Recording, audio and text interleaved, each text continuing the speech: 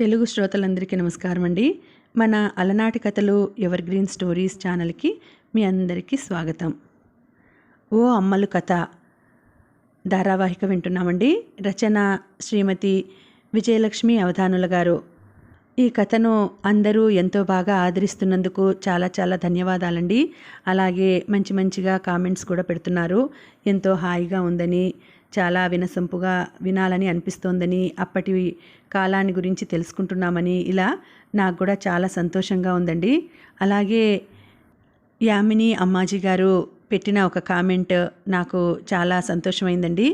వారు చిన్నప్పుడు సింగరేణి స్కూల్లోనే చదువుకున్నామని పెట్టారు. అలాగే వారి ఊరు గోదావరి కని అని పెట్టారండి. చాలా సంతోషంగా ఉంది. అలాగే మన ఛానల్ని చూస్తున్న ప్రేక్షకులందరూ, శ్రోతలందరూ కూడా ఎక్కడెక్కడి నుంచి మీరు వింటున్నారో, మన వీడియోస్ ఎక్కడి వరకు రీచ్ అవుతున్నాయి అనేది మీరు చిన్న కామెంట్ పెట్టండి. మీ ఊరి పేరు, ఎక్కడి నుంచి వింటున్నారో, ఎక్కడి వరకు వచ్చాయి అనేది తెలుసుకుంటాను నేను కూడా. అందరికీ మరొకసారి మనస్ఫూర్తిగా ధన్యవాదాలు తెలుపుకుంటున్నానండి. ఇక ఆలస్యం చేయకుండా మనం కథలోకి వెళ్ళిపోదామండి. వీడియో చూసిన వెంటనే లైక్ చేసి, షేర్ చేసి, తప్పకుండా సబ్స్క్రైబ్ చేసుకోండి మన ఛానల్ని. బెల్ ఐకాన్ యాక్టివేట్ చేసుకోండి. ప్రతి శని ఆదివారాలు మధ్యాహ్నం అయ్యేసరికి పిల్లలు రేడియో ముందు చాపేసుకొని కూర్చోవడం మొదలైంది. ఆ రేడియో అక్కయ్యే ఆడవాళ్ల కోసం మహిళా కార్యక్రమాలు నిర్వహిస్తూ ఉండేదన్న విషయం అమ్మలకి తెలిసింది. అది కూడా క్రమం తప్పక వినడం అమ్ములకి అలవాటైంది. అందులో రకరకాల వంటలతో పాటు ఆడవాళ్లు మాత్రం పాల్గొని నాటకాలు కూడా వచ్చేవి. ఇంకా ఆడవాళ్లు సాధిస్తున్న విజయాల గురించి కూడా చెప్పేవారు. క్రమంగా కొత్త విషయాలు తెలుస్తున్నాయి అమ్మలకి. ఏమైనా ప్రత్యేకమైన ప్రోగ్రాంలు ఉంటే తప్ప అమ్మలు లేడీస్ క్లబ్కి వెళ్ళడం లేదు. ఆ రోజు మిసెస్ బసుకి వీడ్కోలు పార్టీ, వెళ్ళక తప్పదు. లేత గులాబీ రంగు క్రేప్ సిల్క్ చీర మీదకి తను స్వయంగా కుట్టుకున్న ఆకుపచ్చ రంగు శాటిన్ బ్లౌజ్ వేసుకొని అమ్మలు పార్టీకి వెళ్ళింది. అరే, మీరేసుకున్న బ్లౌజ్ ఫిట్టింగ్ చాలా కుదిరిందే. ఏ దర్జీకి కుట్టడానికి ఇచ్చారు? ఇక్కడ సరైన దర్జీ వాళ్ళు లేరు. నేనైతే బొంబాయి వెళ్ళినప్పుడు అక్కడే నా బ్లౌజులు కుట్టించుకుంటాను అంది మిసెస్ సాటే. ఇది నేనే ఇంట్లో కుట్టుకున్నానండి, జవాబిచ్చింది అమ్మలు. మీరు కుట్టుకున్నారా? మీకు బ్లౌజులు కుట్టడం వచ్చా? మీ ఇంట్లో కుట్టు మిషన్ ఉందా? అన్ని ప్రశ్నలు ఒక్కసారి గుప్పించేసింది మిసెస్ సాటే అమిత ఆశ్చర్యంగా. 2 నెలల క్రితం మిషన్ కొన్నామండి. మిషన్తో పాటు ఒక పుస్తకం కూడా ఇచ్చారు. ఆ పుస్తకం చూస్తూ కుట్టడం నేర్చుకున్నాను, చిరునవ్వుతో జవాబిచ్చింది అమ్మలు. బాప్రే బాప్, 2 నెలల్లో ఇంత బాగా నేర్చేసుకున్నారా? ఒకసారి నేను మీ ఇంటికి వచ్చి ఆ మిషన్ చూస్తాను, మా ఆయనను కూడా కొనమంటాను అంది మిసెస్ సాటే ఉత్సాహంగా. తప్పకుండా రేపే రండి, పుస్తకం కూడా చూద్దురు గాని అంది అమ్మలు. మర్నాడు మిసెస్ సాటే వచ్చింది. మిషన్ కంటే మిషన్తో పాటు వచ్చిన పుస్తకాన్ని చూసి ఎక్కువ ఆశ్చర్యపోయింది. ఈ పుస్తకం హిందీలో ఉంది, మీకు హిందీ చదవడం కూడా వచ్చా? ఆశ్చర్యంగా అడిగింది. ఈ పుస్తకం కొన్నాక నేర్చుకున్నానండి అంది అమ్మలు కాస్త మొహమాటంగా. మిసెస్ శాస్త్రి, మీరు చాలా తెలివైనవారు, నాకు ఇన్నాళ్ళు తెలియలేదు అంది అమ్మలు దగ్గరకొచ్చి భుజం తడుతూ. నేనంత తెలివైన దాన్నేమీ కాదు, అందరిలాంటి దాన్నే అంది అమ్మలు సిగ్గుగా నవ్వుతూ. మిసెస్ శాస్త్రి, అన్నట్లు మీ పేరేమిటి? ఎప్పుడూ అడగలేదు అంది మిసెస్ సాటే. నా పేరు వెంకటలక్ష్మి అంది అమ్మలు. అంత పెద్ద పేరు నేను పిలవలేను, కానీ లక్ష్మి అని పిలుస్తాను. నా పేరు శ్వేత, నన్ను నువ్వు శ్వేతా దీదీ అని పిలవచ్చు అంది నవ్వుతూ. తప్పకుండా, మిమ్మల్ని చూస్తుంటే మా అక్కని చూస్తున్నట్లే ఉంది అంది అమ్మలు మనస్ఫూర్తిగా. ఆ రోజు రాత్రి అన్నం తింటున్నప్పుడు అమ్మలు రామంతో అంది, ఇవాళ ఒక గమ్మత్తు జరిగిందండి. గమ్మత్తా? చెప్పు అన్నాడు రామం ఉత్సాహంగా. ఇవాళ పొద్దున్న మిసెస్ సాటే మన ఇంటికొచ్చింది. అవునా? ఈ సింగరేణి కంపెనీలో అలాంటి పద్ధతి లేదే. సాధారణంగా మొగుడు పిల్లాలు కలిసి సాయంత్రం పూట వస్తారు అన్నాడు రామం ఆశ్చర్యంగా. ఆవిడ మన కుట్టు మిషన్ చూడ్డానికి వచ్చింది. నేను పుస్తకం చదివి కుట్టడం నేర్చుకున్నానని ఆశ్చర్యపోయింది. పైగా నా పేరు అడిగి ఆవిడ పేరు కూడా చెప్పింది. ఆవిడను శ్వేతా దీదీ అని పిలవమంది. అబ్బో, ఇది చాలా కొత్త విషయమే.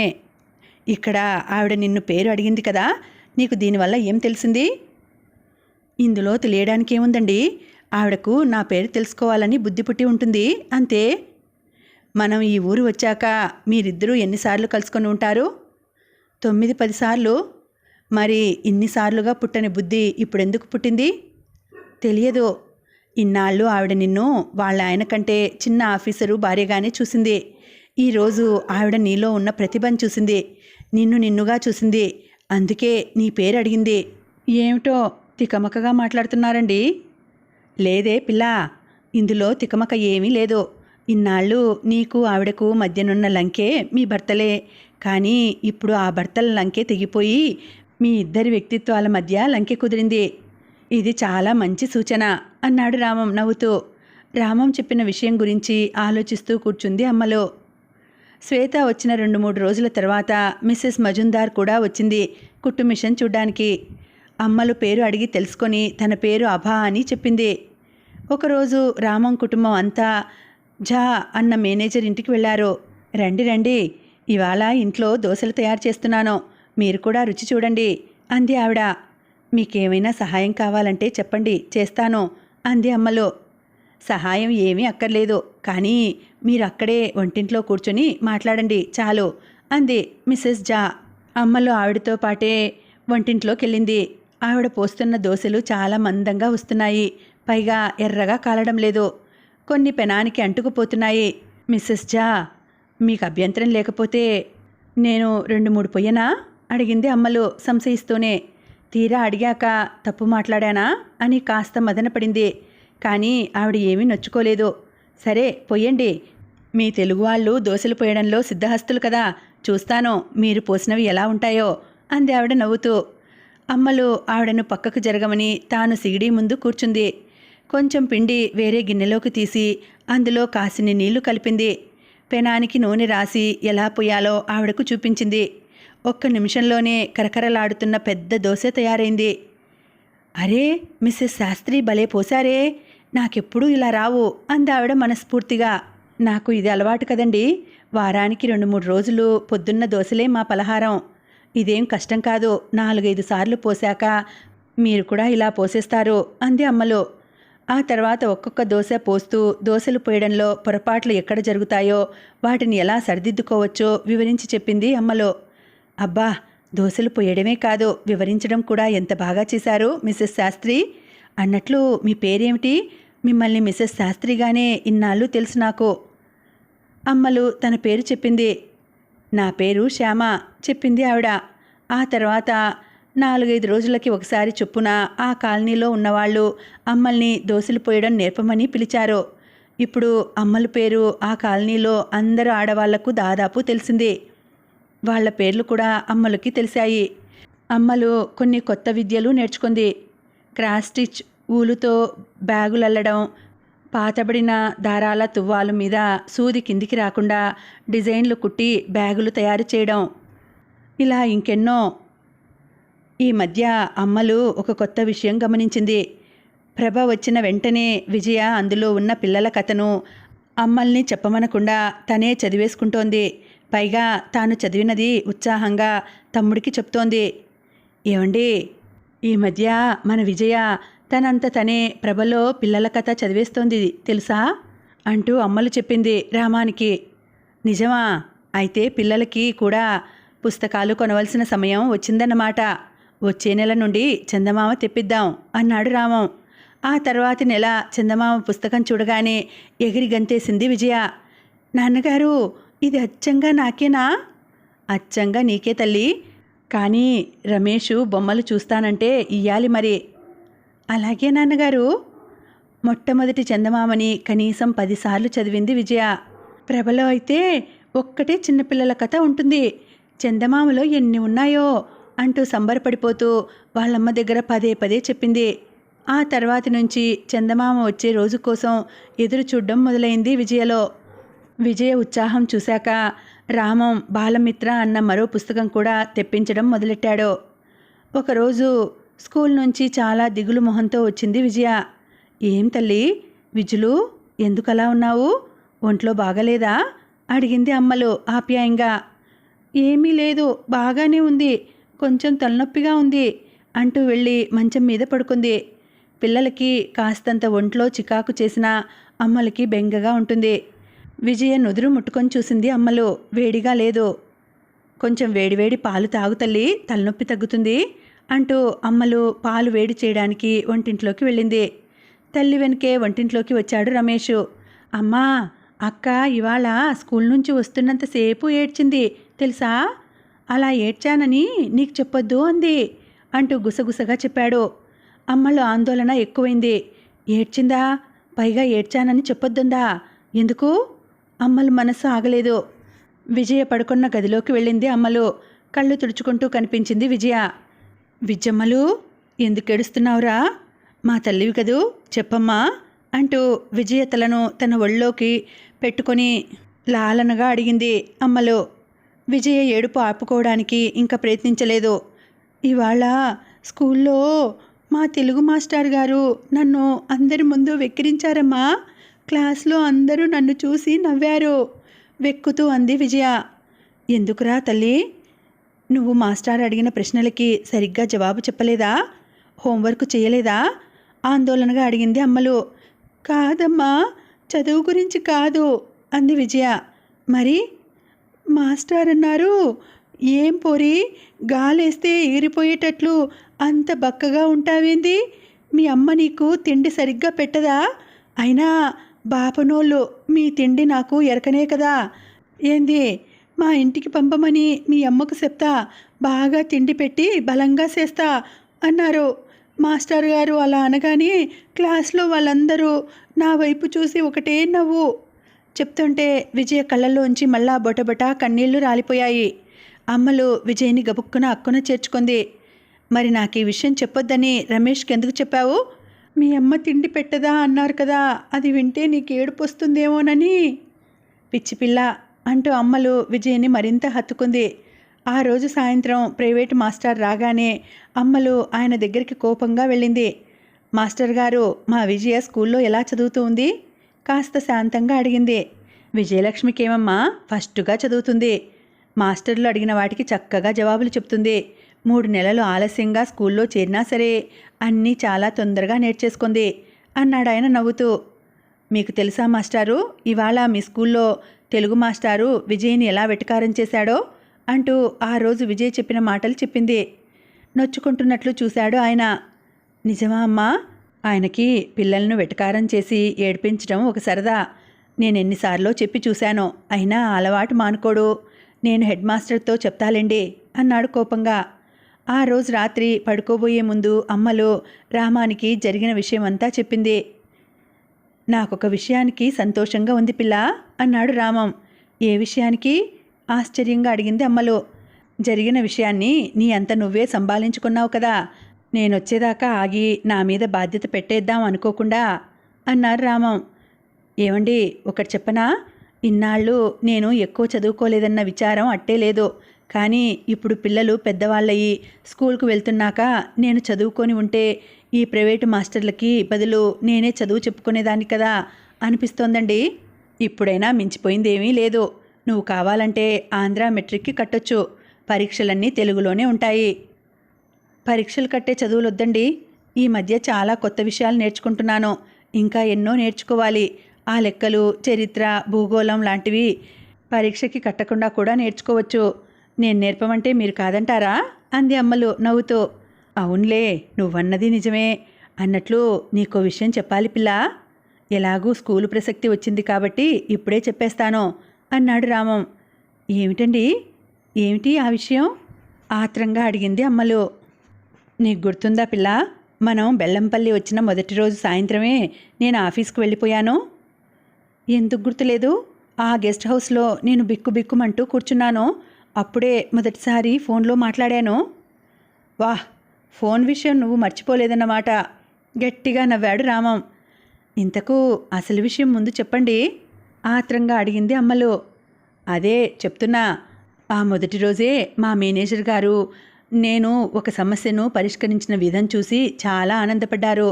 అప్పుడే ఆయన అన్నారు, నాకు త్వరలోనే మేనేజర్ పోస్టు వచ్చేటట్లు చూస్తానని. అవునా? మరి ఇన్నాళ్ళు చెప్పలేదేం? అంటే ఇదొక ప్రమోషనా? ఆనందంగా అడిగింది అమ్మలు. ప్రమోషన్ లాంటిదే కానీ జీవితంలో మార్పు ఉండదు.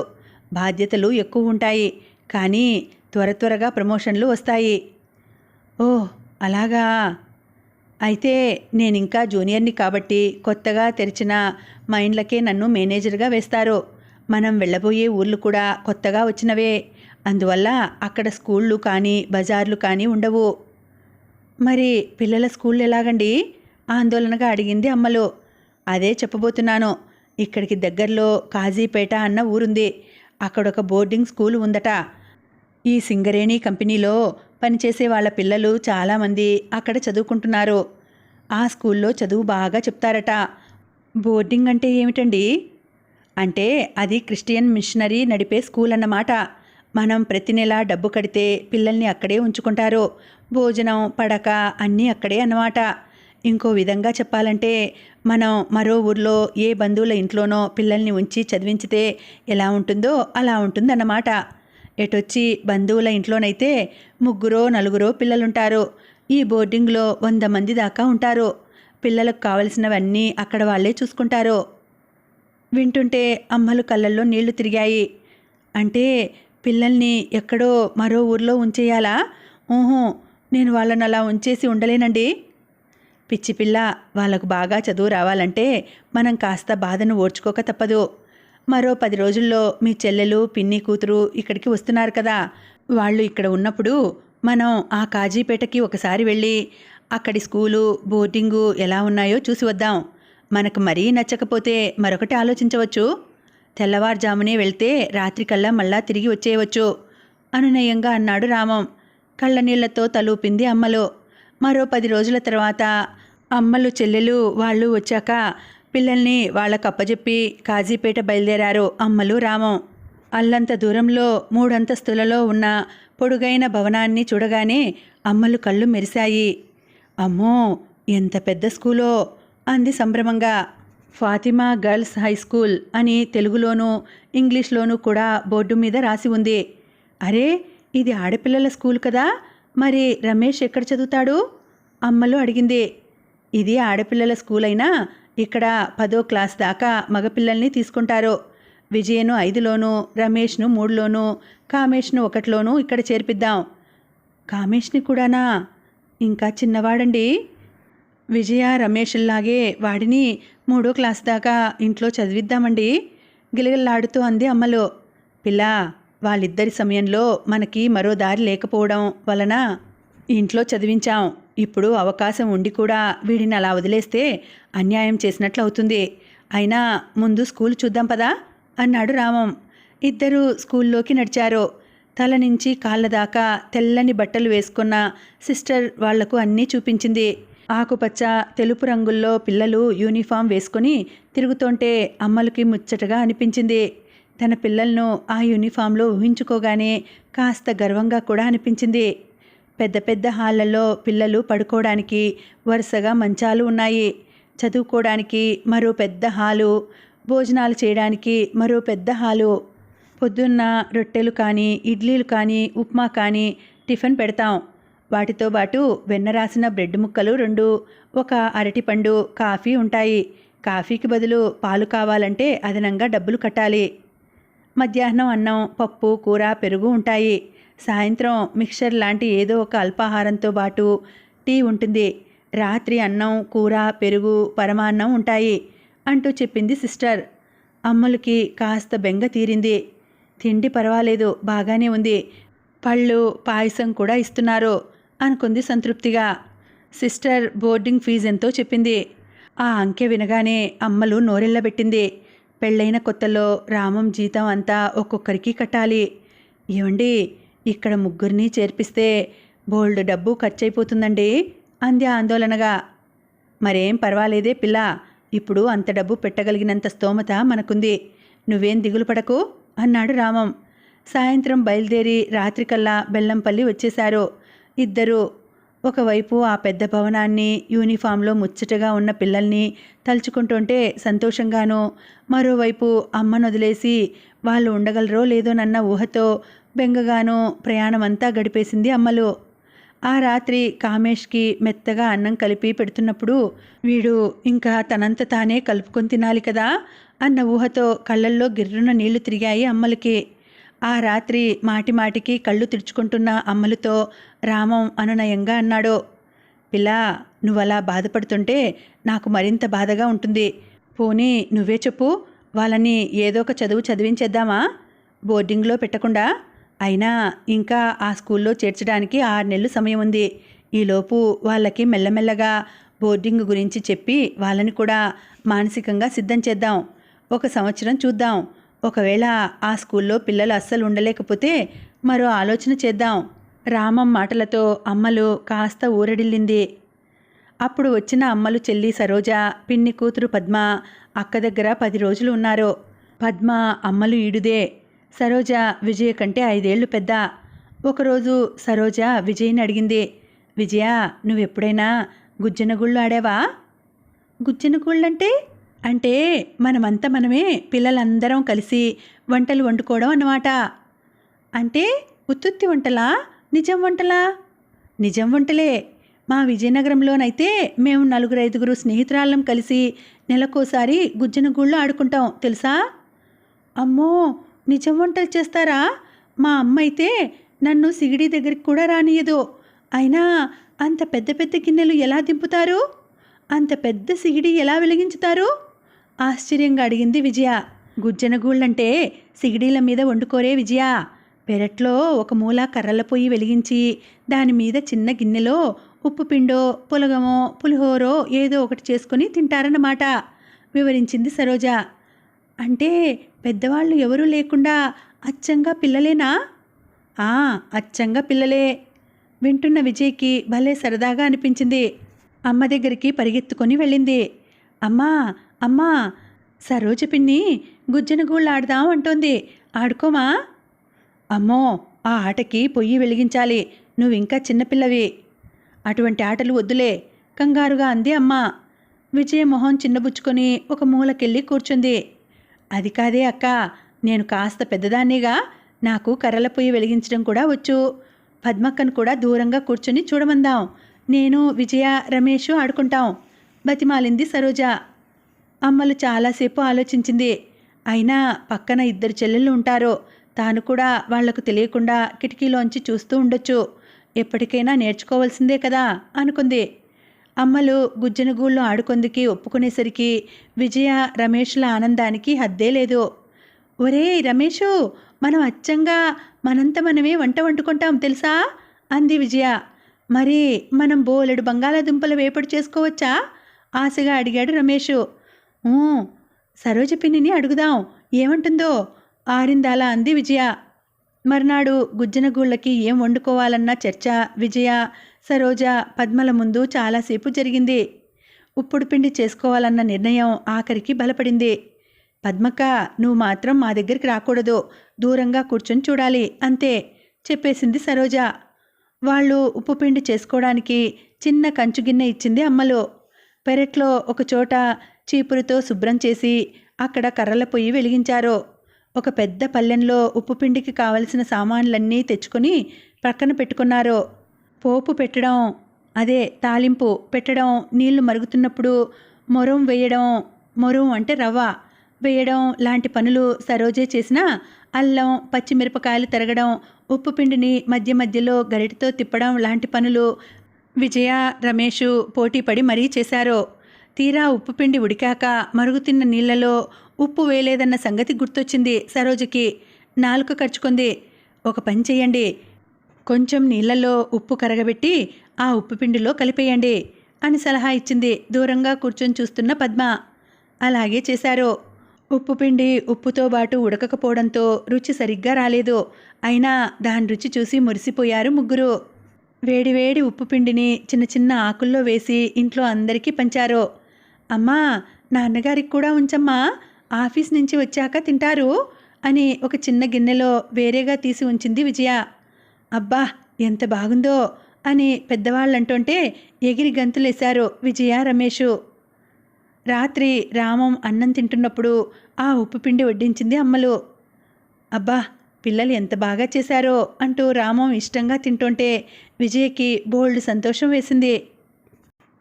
పిల్లలకి వేసవి సెలవుల్లో రామానికి ట్రాన్స్ఫర్ అయింది. బెల్లంపల్లికి దగ్గరలోనే ఉన్న గోదావరి ఖని అన్న ఊరికి. అక్కడ మొదటి బొగ్గు గని తవ్వుతున్నారు. పూర్తి బాధ్యత రామానిదే. పిల్లా, ఈ సెలవు రోజు నేను కాజీపేట వెళ్ళి అక్కడ స్కూల్ ఫీజులు అవి కట్టేసి వస్తాను. పిల్లలకి ఏమేం కొనాలో కూడా అడిగి వస్తాను అన్నాడు రామం కొత్త ఊరికి మారకముందు. దిగులుగా తలూపింది అమ్మలో. పొద్దున్న వెళ్ళిన రామం ఫీజులు కట్టేసి రాత్రికి వచ్చేశాడు పిల్లలకి కొనవలసిన సామాన్ల లిస్టుతో. రామం ఇచ్చిన లిస్టు చూసి విస్తుపోయింది అమ్మలో. 6 స్కూలు యూనిఫామ్లు, 6 రోజు వేసుకునే బట్టలు, 6 నైట్ డ్రెస్సులు, 3 మంచి డ్రెస్సులు, 6 జతల ఇన్నర్వేరు, 6 జతల మేజోళ్ళు, 1 జత స్కూల్ బూట్లు, 1 జత హవాయి చెప్పులు, 1 జత బెల్ట్ జోళ్ళు, 3 పరుచుకునే దుప్పట్లు, 3 కప్పుకునే దుప్పట్లు, 3 తలగడ గలీబులు, 1 టాయిలెట్ బాక్సు, అందులోకి అన్ని టాయిలెట్ సామాన్లు. ఈ 6 లెక్కేమిటండి వీళ్ళకి? ఆశ్చర్యంగా అడిగింది అమ్మలో. 3 రోజులకొకసారి చాకలి వస్తాడట. 3 చాకలి దగ్గరుంటే 3 వాడుకుంటూ ఉంటారన్నమాట. నైట్ డ్రెస్ అంటే ఏమిటండి? రాత్రి పడుకునేటప్పుడు వేసుకునే బట్టలు, పైజామా, దాని మీదకి ఒక షర్టు. ఆడపిల్లలకు కూడానా? అవును, ఆడపిల్లలకు కూడా. రాత్రి పడుకునేటప్పుడు పైజామా షర్టు వేసుకుని పడుకోవడం అన్నది ఇంగ్లీష్ వాళ్ళ దగ్గర నుంచి వచ్చిన అలవాటు. 3 దుప్పట్లు అడుగుతున్నారు అంటే దుప్పట్లు రోజు విడిచి రోజు మారుస్తారన్నమాట అంది అమ్మలో. స్కూల్ యూనిఫామ్లు, నైట్ డ్రెస్సులు పిల్లలను దిగబెట్టినప్పుడు స్కూల్లోనే కొనడానికి నిశ్చయించుకున్నారు. దుప్పట్లు తప్ప మిగిలినవన్నీ ఉన్నాయి. ఆ సెలవు రోజు మంచిర్యాల్ బజారుకు వెళ్ళి మొత్తం 18 దుప్పట్లు, 9 తలగడ గలీబులు, ఒక్కొక్కళ్ళకి 3 జతల జోళ్ళు, 3 టాయిలెట్ బాక్సులు కొన్నారు. అన్నింటికంటే విజయకి టాయిలెట్ బాక్స్ నచ్చింది. బోలెడు అరలున్న చిన్న చెక్క పెట్టె ముద్దుగా ఉంది. ఆ వస్తువులన్నీ చూస్తుంటే విజయకి సరదాగా ఉన్న అమ్మా నాన్నగారిని విడిచిపెట్టి వెళ్ళాలంటే దిగులుగా అనిపించింది. అయినా వేసవి సెలవులు అయిన తర్వాత కదా, ఇంకా చాలా రోజులుంది అనుకుంటూ సమాధానపడింది. రామం కుటుంబం గోదావరి ఖని వచ్చేశారు. రామగుండం స్టేషన్లో దిగి అక్కడి నుంచి అరగంట సేపు జీపులో ప్రయాణం చేసి గోదావరి ఖనికి వచ్చారు. మధ్యలో దట్టమైన అడవి. ఇప్పుడు రామగుండం నుంచి గోదావరి ఖని బస్టాప్కి పావుగంట చాలు. కానీ అప్పట్లో రామం వాళ్ళు ఉండే ప్రదేశం ఇంకా బాగా దూరం. జీపు వెలుతురులో రోడ్డు పక్క కొన్ని చోట్ల నక్కలు కనబడ్డాయి. కొన్ని చోట్ల కుందేళ్లు రోడ్డుకి అడ్డంగా పరిగెడుతూ కనిపించాయి. గోదావరి ఖని చాలా కొత్త ఊరు. 1959-60లో మైన్లో పనిచేసే వాళ్ళవి తప్ప ఇంకెవరివి ఇల్లు లేవు అప్పట్లో. అక్కడ బొగ్గు గనులు తవ్వడం మొదలెట్టిన తర్వాత ఓ 2-3 చిన్న చిన్న కిరాణా దుకాణాలు, 2-3 కూరల దుకాణాలు వచ్చాయి అంతే. అక్కడ కంపెనీ క్వార్టర్స్ కూడా లేవు. పొడుగ్గా రైలు పెట్టల్లా తాత్కాలికంగా వేసిన కొన్ని రేకుల షెడ్ల లాంటి ఇల్లు ఓ 20-30 ఉన్నాయంతే.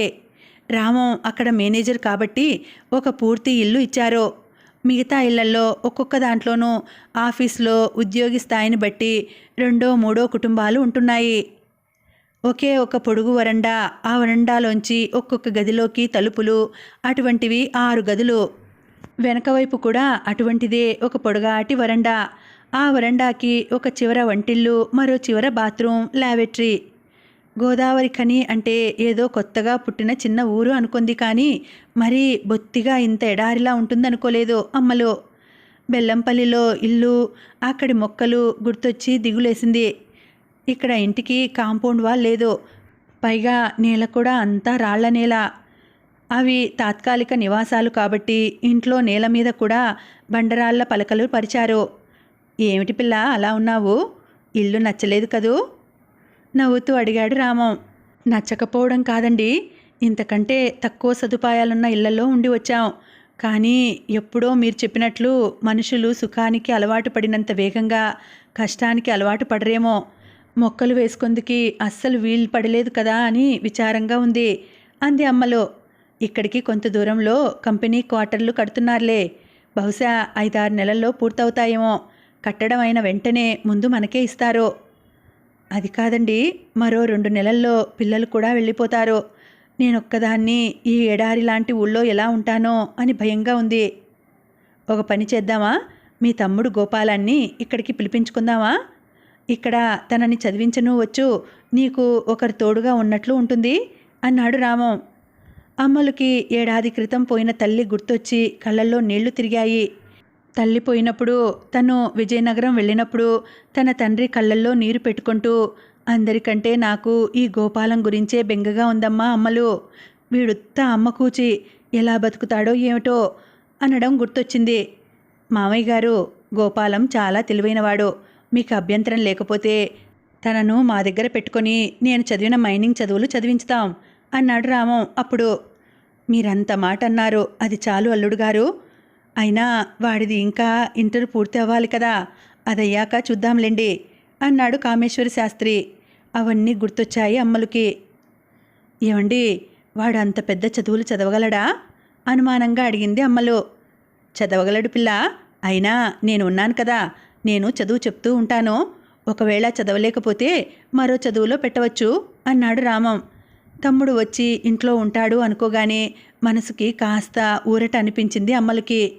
మర్నాడే రామం తన మామగారికి ఉత్తరం రాశాడు. వారం తర్వాత మామగారి దగ్గర నుండి ఉత్తరం వచ్చింది. గోపాలాన్ని పంపడం తనకు ఏమీ అభ్యంతరం లేదని, మరో 10-15 రోజుల్లో పంపుతానని. మొదటి వారం రోజులు చాలా బెంగగా అనిపించినా తర్వాత అలవాటైంది అమ్మలకి. మళ్ళా పుస్తకాలే లోకమయ్యాయి. 15 రోజుల తర్వాత గోపాలం వస్తున్నట్లు టెలిగ్రామ్ వచ్చింది. అమ్మలు ఆనందానికి హద్దులేదు. గోపాలం కథలు చెప్పడంలో మంచి ప్రావీణ్యం ఉన్నవాడు. పిల్లలు నలుగురికి త్వరగానే చేరిక అయిపోయాడు. ఒరే రమేషు, మనకి అన్నయ్య లేడనుకునేవాళ్ళం కదా, ఈ మావయ్య ఎంచక్క అన్నయ్యలా ఉన్నాడు కదరా అంది విజయ రమేష్తో. వచ్చిన వారం రోజుల్లోనే గోపాలానికి చదువు మొదలెట్టేశాడు రామం. వేసవి సెలవులు అయిపోయాయి. పిల్లల్ని బోర్డింగ్కి తీసుకువెళ్ళవలసిన సమయం వచ్చింది. అక్కడ బోల్డు మంది పిల్లలుంటారని రమేషు, కామేషు సరదాగానే ఉన్నా విజయ్ మాత్రం దిగులు మొహం వేసుకొని కూర్చుంది. ముగ్గురు పిల్లల సామాన్లు 3 ట్రంకు పెట్టెల్లో సర్ది పిల్లలను తీసుకొని కాజీపేట బయలుదేరారు రామం, అమ్మలు. బోర్డింగ్లోకి అడుగు పెట్టగానే నిండా తెల్లని దుస్తుల్లో ఉన్న సిస్టర్ వాళ్ళని సాదరంగా ఆహ్వానించింది. పిల్లల్ని ఒకచోట కూర్చోపెట్టి అమ్మలని, రామాన్ని దూరంగా తీసుకెళ్ళి చెప్పింది, మీరిక్కడ 1 గంట సేపు కూర్చోవచ్చు. పిల్లలను మిగతా పిల్లలతో కలిసి తిరగనివ్వండి. మళ్ళా సాయంత్రం కూడా వచ్చి మీరు పిల్లలకు కనిపించవచ్చు. కానీ ఆ తర్వాత మరి రావద్దు. పిల్లలు అలవాటు పడాలి కదా. నెలకొకసారి ఆదివారం నాడు పిల్లలను చూడ్డానికి రావచ్చు. ఆ సాయంత్రం పిల్లలను ఆ పెద్ద భవనంలో వదిలేసి బయటకు నడుస్తుంటే అమ్మలకు దుఃఖం ఆగలేదు. ట్రైన్లో ఉన్నంతసేపు కళ్ళు తుడుచుకుంటూనే ఉంది. గోదావరి ఖని వెళ్ళాక, రామం ఆఫీసుకు వెళ్ళాక గోపాలం అక్క వెనకే తిరుగుతూ కబుర్లు చెప్తూ పనులలో సాయం చేస్తూ మెల్లగా ఆ దిగులు పోగొట్టాడు. పిల్లలను దిగబెట్టి వచ్చాక వారం రోజులకి విజయ్ దగ్గర నుండి ఉత్తరం వచ్చింది.